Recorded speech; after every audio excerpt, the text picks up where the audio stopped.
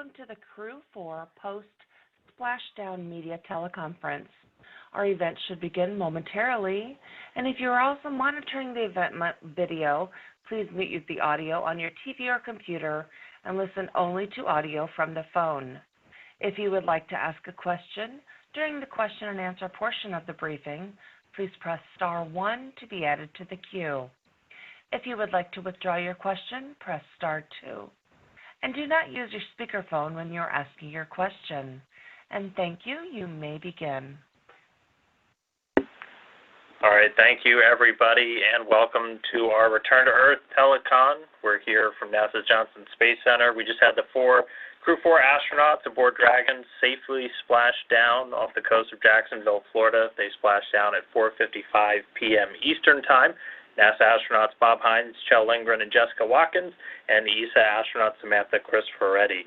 Here we have some of the leadership from both NASA and SpaceX to offer opening remarks and then take questions from media. As you just heard, use the star 1 to get in the queue if you want to ask a question. Joining us today, we have Steve Stitch, manager of the Commercial Crew Program from NASA's Kennedy Space Center in Florida, Joel Montalbano, manager of the International Space Station Program here at NASA's Johnson Space Center in Houston, and Sarah Walker, director of Dragon Mission Management at SpaceX.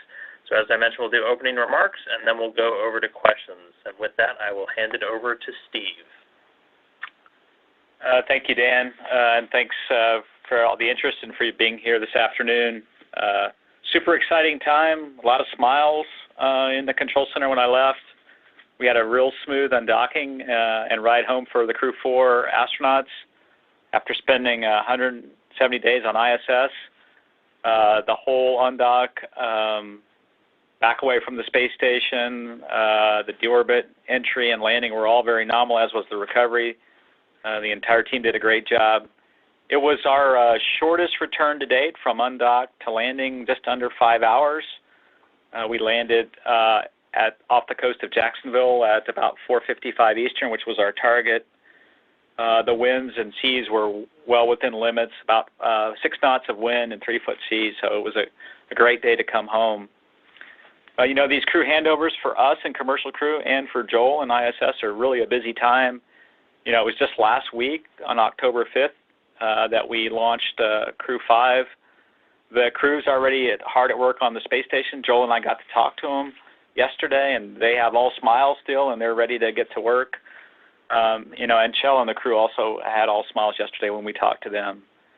I know these missions may seem easy, but they're really pretty challenging, and, can't thank our teams for all the hard work, the dedication, and the diligence required to make sure everything's right and ready to go for the missions. The crew's doing great. They got out of the vehicle, and they were smiling when they came out. They'll come back to Houston here tonight, except for Samantha. She'll board a plane and go to Europe. I know they're all excited to be home and see their families based on the conversations that we've had with them. Weather was a big challenge this week. Probably the first time we've experienced dealing with cold fronts. We set up for the opportunity on Wednesday to Tampa to try to come home, and we couldn't get comfortable with that opportunity because of precipitation ahead of the front that came through Florida. Yesterday, we made a really good run at landing at Tallahassee.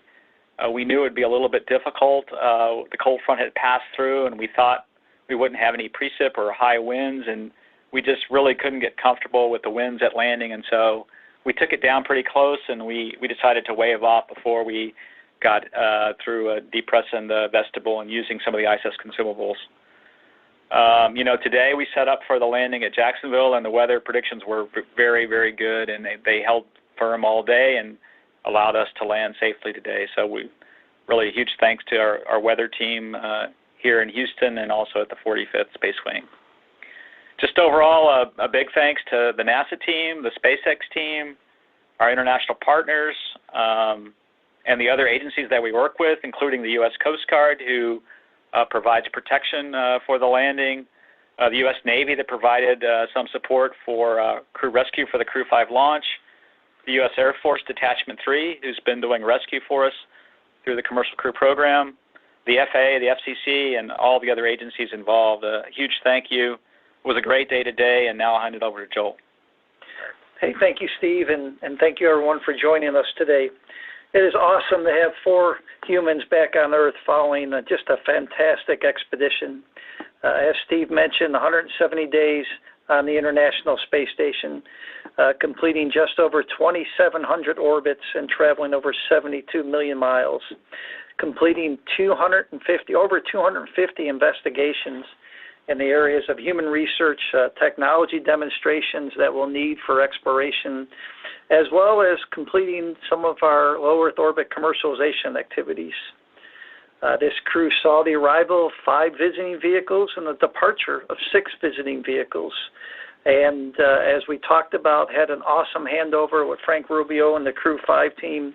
And really, when we talked to them yesterday, the smiles on their faces, the Crew 4 guys were just as excited as they were yesterday, as we saw on day 1 of their mission, and we expect the same from Crew 5. Looking forward, we have a busy fall and winter. We have a progress launch scheduled at the end of October, looking at October 26th, followed in early November by the NG-18, currently scheduled for November 6th. We have a SpaceX cargo mission, and we have a number of U.S. and Russian EVAs. With that, let me hand it over to Sarah. Thanks, Joel. Well, just an hour or 2 ago, as you're hearing, we welcomed Dragon and the Crew 4 astronauts safely back to Earth after 170 days docked to the International Space Station. I'll say from my perspective, watching the vehicle data those 5.5 months was delightfully boring while the crew got to do all the exciting work on board ISS. That's exactly how we like it. The Freedom vehicle performed beautifully the whole time, and especially today on the day of its return. So earlier today, Dragon autonomously undocked and performed multiple departure burns to move away from the ISS. And then over the next 5.5 hours or so, it continued its return to Earth. It successfully jettisoned its trunk and closed the nose cone prior to the final deorbit burn. This was actually the fastest return we've done on a crew mission, but on any mission to date, about 5.5 hours. Dragon's reentry into Earth's atmosphere and splashdown was nominal, including the deployment of all 4 main parachutes. And we're just happy to welcome the Crew 4 astronauts home to their family and friends. As always, we stay vigilant and we review all the data from every mission, this mission too. So we're stepping into that kind of standard post-flight process now, and we'll continue to learn and share with our partners as we head into future upcoming missions. So thanks NASA and ESA for your ongoing partnership, for your trust to safely launch and return your crews, and as Steve said, all the agencies that helped us with today's operations. And maybe I'll just end with a personal story. So yesterday I was over at the SpaceX daycare where my 3 youngest children are, and I noticed 2 photos of the Crew 4 crew that were hung proudly in the infant classroom. They're about a foot off the ground, and they're well crinkled from frequent handling. And I just love that Chell, Bob, Jessica, and Samantha's faces are a part of their daily environment, right? So even the littlest among us can learn from and root for the astronauts that we at SpaceX are proud to serve. So Crew 4, we're glad you had such a productive and meaningful mission on board the space station, and we're all excited now to welcome you home. All right, thank you, Sarah. With that, we'll start our Q&A section. Again, reminder, if you want to ask a question, press *1 to get into the queue. We will start off with Russell Pounds and Pacific Rim Media. Russell? Oh, thanks, folks. And Sarah, great story about the kids enjoying the crew up there. My question today, I think, might be best for Joel. I'm calling from Alaska, and the question's about rural health care and telehealth. And I was curious what you've learned on the station that can support this area of medicine. Thanks. Hey, good question, Russell. You know, one of the things that we've been seeing a real increase on board the International Space Station is been the use of ultrasound by our doctors, looking at the different astronauts' organs and doing medical checks. And the cool thing is we're doing this all remote, right? So you have some guidance from the ground, but the astronauts on orbit, and you can use this for people in remote locations, right? We're just testing it on board space station, but it doesn't have to be in space. You can use this technology for any remote location, and we're in the process of fine-tuning it and getting better and better at this. But what it buys you is you don't have to have a medical doctor. You can just have a medical doctor at a hospital and then directing the patient and taking data. So one of the coolest things I think we're using on board the International Space Station. All right. Next up, we have Marvin Marshall with the Nighttime News Space Report. Marvin? Hi, my name is Marvin Marshall from the Nighttime News Space Report here on Twitch.tv. And now my question is for anyone who might know this. Are there any reports on first meals that were aboard Megan today for the crew? And do you guys know if the astronauts will get to see the Falcon 9 launch tonight if the plan holds? And thank you again. A huge congrats to SpaceX, NASA, ESA on another successful commercial crew mission. Yeah. Unfortunately, this is Steve. I don't know what they're going to eat on Megan. What their typical protocol is to be flown off the ship back to the Jacksonville airport, and then one of the first things that's done there is a series of what's called baseline data collections. And so what we're trying to learn from this baseline data collection is how the crew adapts from 0G back to Earth's gravity. And this is going to help us out as we talk about missions to the moon and Mars, is how the body readapts after a long period of time on another planet. And so that's one of the first things that happen. And then the plan for the crew after that is obviously to come back here to Houston, and then Samantha will fly in a plane to Europe. So unfortunately, I think they're going to miss the Falcon 9 launch tonight, but I know they'll be excited to be back here in Houston and start to do their recuperation and spend time with their families. All right. One more reminder, if you have a question, use *1 to get into the queue. Right now, we've just got one left, and so we'll go to Stephen Clark with Spaceflight Now. Stephen? I really appreciate y'all doing this for the splashdown. Congratulations. I think I have a couple, if I may. First, I think they're probably both for Sarah Walker, but Steve Stitch is welcome to chime in. First of all, for Crew 6, which spacecraft are you planning to use for that mission in your fleet? And also wanted to follow up on some questions earlier in the month, I think before the Crew 5 launch, about what you're doing at Pad 40 to prepare for crew and cargo missions. Can you add some color to that? What sort of infrastructure you're building out there, and where that stands in construction right now, and when it could be ready to support first cargo and then crew missions at Pad 40? Thanks.